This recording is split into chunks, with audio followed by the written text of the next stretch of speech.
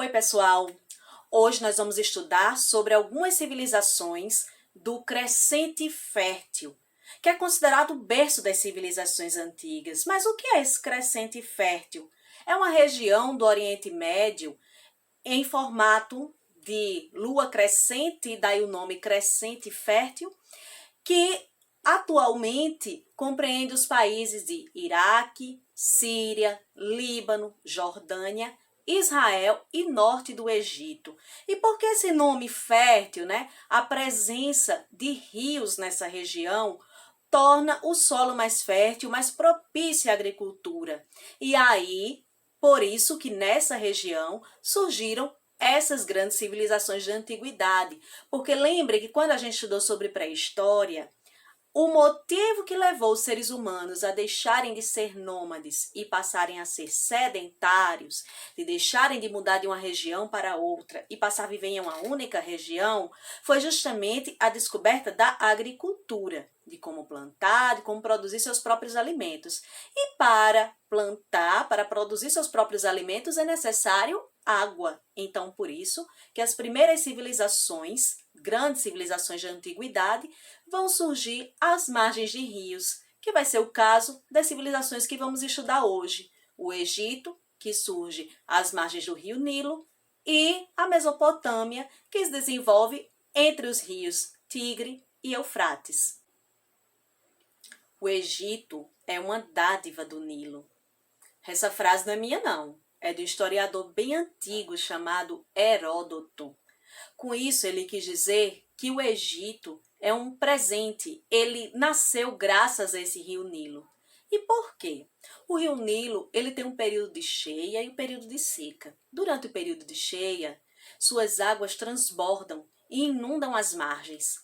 Durante o período que fica cheio, essa água que transbordou, ela vai fertilizando as margens. E quando o período de cheia passa e vem o período de seca e o rio volta ao seu leito normal, essas margens elas ficam muito férteis, a terra fica muito fértil e tudo que se planta ali brota. Percebendo isso, os povos de antiguidade começaram a fixar a morada ali, a habitar aquela região, a aproveitar esse período de seca para o plantio, para usar daquele espaço. E é aí que surgem aldeias independentes, os chamados nomos, que são os primeiros grupos humanos que vão dar origem à civilização egípcia. Com o aumento da população, foi preciso aumentar a produção de gêneros alimentícios. E aí, os egípcios desenvolveram um sistema de irrigação para levar as águas do Nilo para outras áreas além das margens que já eram cobertas durante o período de cheia. Os egípcios cultivavam trigo, cevada, papiro, algodão e também criavam animais e desenvolviam um pequeno comércio baseado na troca ali entre os nomos vizinhos. Com o tempo, os nomos eles foram se juntando e formando reinos. O reino do Baixo Egito, mais próximo da região do delta do rio Nilo, que é onde as águas se bifurcam em pequenos rios e em pequenos veios e formam um delta. Então, essa ficou a região do Baixo Egito e os nomos ao sul se unificaram e formaram o Alto Egito. Posteriormente, um único rei unificou essas regiões e se formou o reino do Egito Antigo, sob o comando do faraó. É aí que surge a figura do faraó, o rei soberano de todo o Egito. O faraó, ele tinha tanto poder político quanto poder religioso. Os egípcios acreditavam que o faraó era a figura do próprio Deus na terra. A sociedade egípcia organizava-se no topo da sociedade, o faraó e seus familiares.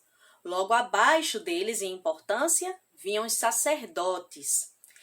Em seguida, os funcionários do faraó, que eram os militares e os escribas, os responsáveis lá por registrar, o que entrava, o que saía dos armazéns do faraó. e na base da sociedade, os camponeses e os escravos. Os camponeses pagavam tributos ao Estado sob a forma de trabalho forçado e também estavam sujeitos a castigos por parte dos funcionários de Estado.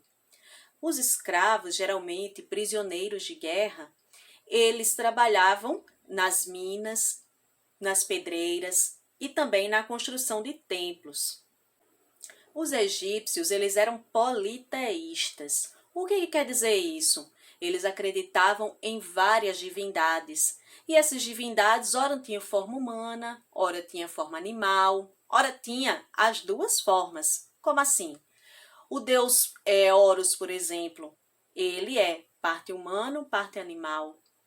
E eles representavam geralmente fenômenos da natureza, como, por exemplo, o deus Osíris, ele representava a cheia e a seca do Nilo.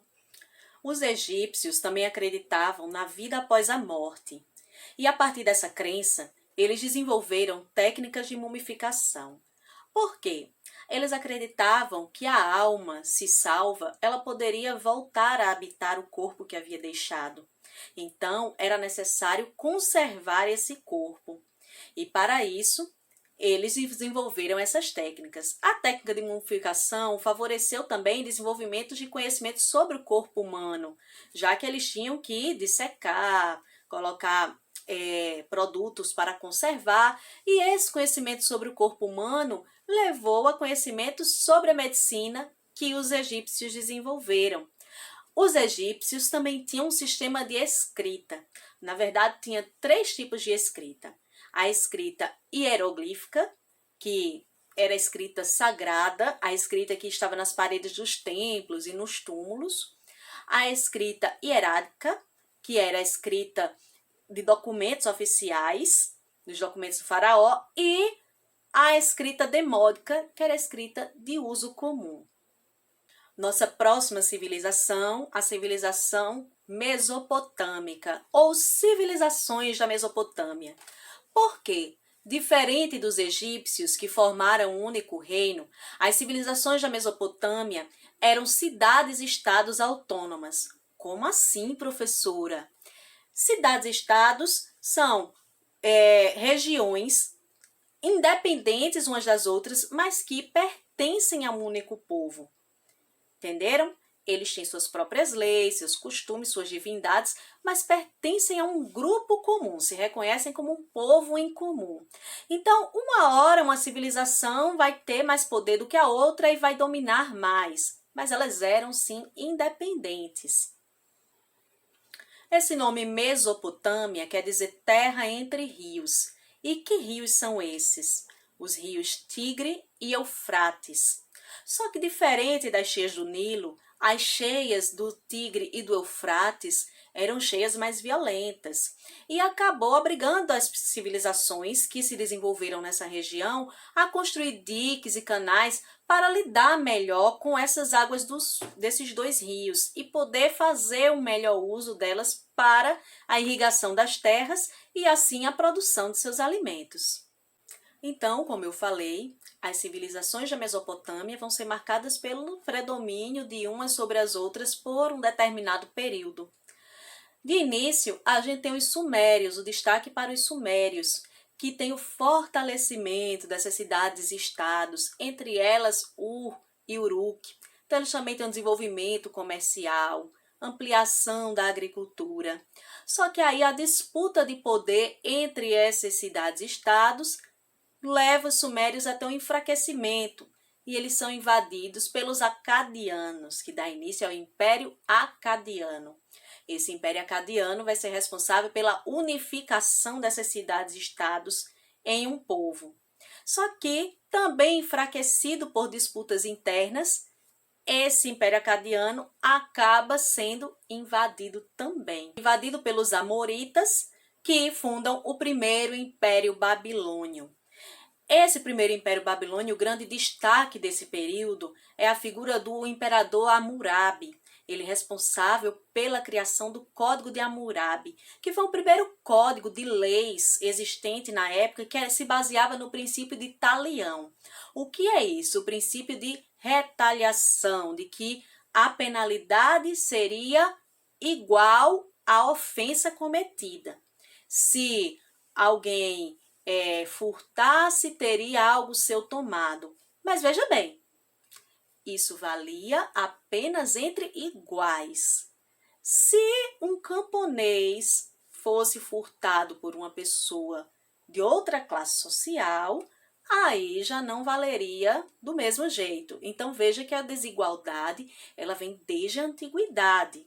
Não é porque era esse princípio da retaliação, de ser a mesma proporção que valia para todos. As classes sociais estavam aí marcando a diferença entre as pessoas desde a antiguidade.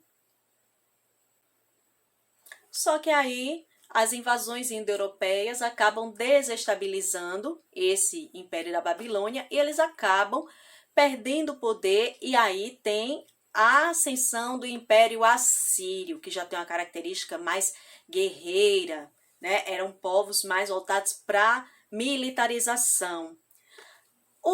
Os assírios têm o seu período de predomínio, só que posteriormente eles também, por questões de disputas internas e pela morte do imperador, acabam se enfraquecendo e tem origem o segundo Império Babilônio, esse marcado pela figura do Nabucodonosor.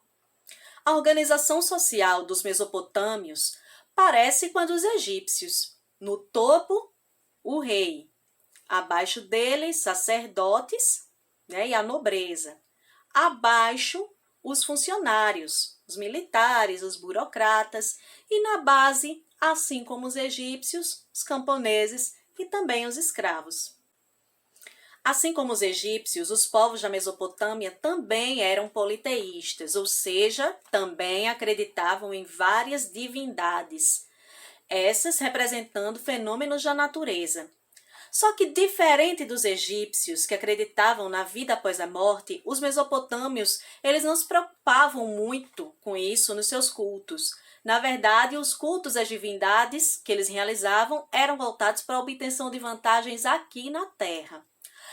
Assim como os egípcios, eles também desenvolveram seu próprio sistema de escrita, a chamada escrita cuneiforme, que tinha esse nome por causa do formato de cunha da marcação das letras, porque elas eram feitas numa tábua de argila úmida e depois essa tábua de argila era ou colocada para secar ao sol ou assada na lenha, e aí, né, se formava a cerâmica.